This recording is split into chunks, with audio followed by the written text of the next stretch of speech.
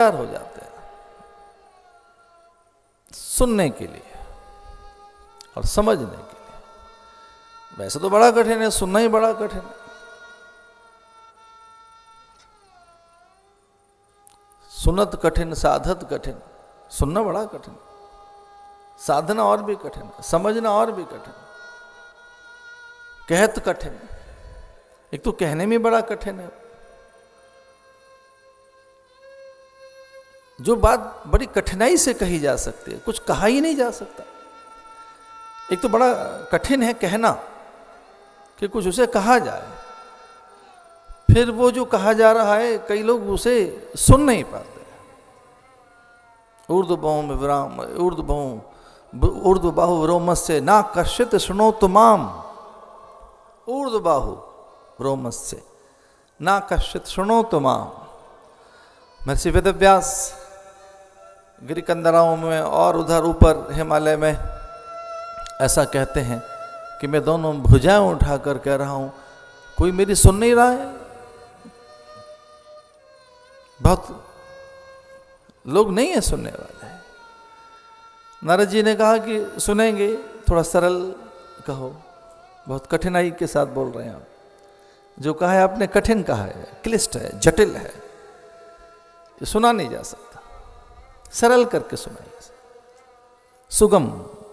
जैसे एक दिन मैंने कहा ना कि गुरु कौन, जो दुर्बोध को सुबोध कर दे।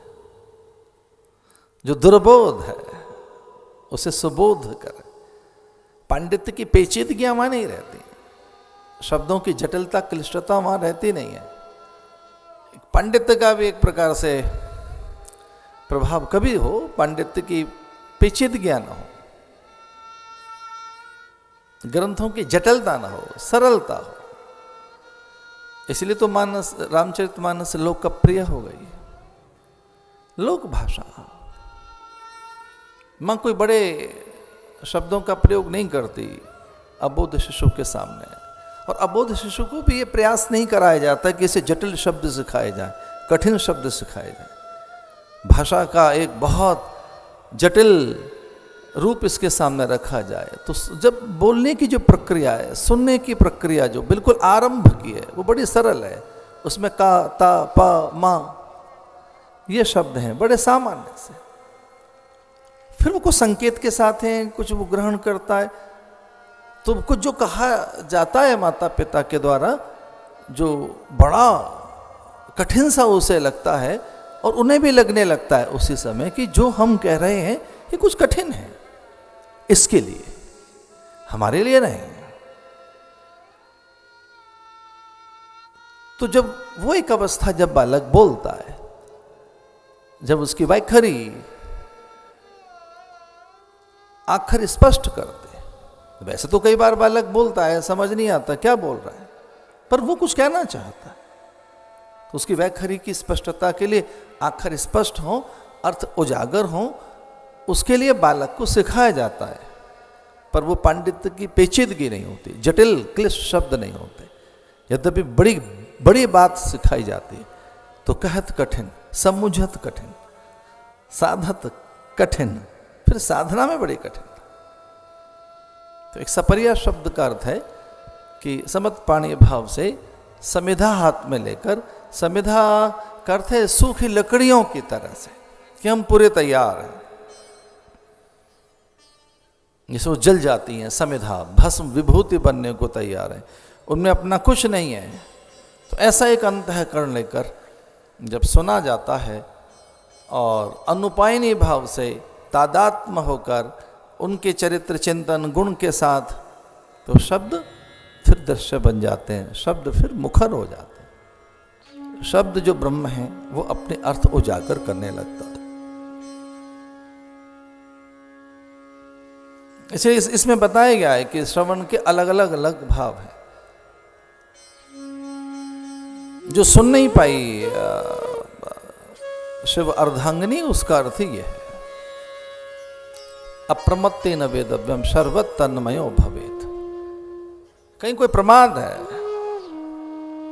तो, अगर पंडित का भी प्रमाद है, ज्येष्ठता का कोई दंभ है कि पहले से ही हमें तो भरा हुआ पात्र पहले से ही है, तो उसमें कुछ आता नहीं।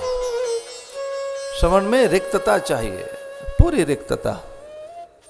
तो जितने आप रिक्त हैं, जितने आप खाली हैं, उतनी अधिक आप लाभान्वित होते हैं।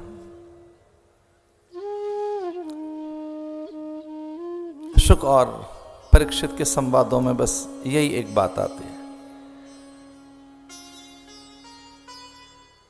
समर्पित होकर कि ये शब्द ब्रह्म है, ये अक्षर मेरे जीवन में क्षरता का नाश करेंगे, क्षरण का नाश करेंगे, नित्यता प्रदान करेंगे। इस भाव के साथ कथा में बैठ गया सुखदेव के पास परीक्षित।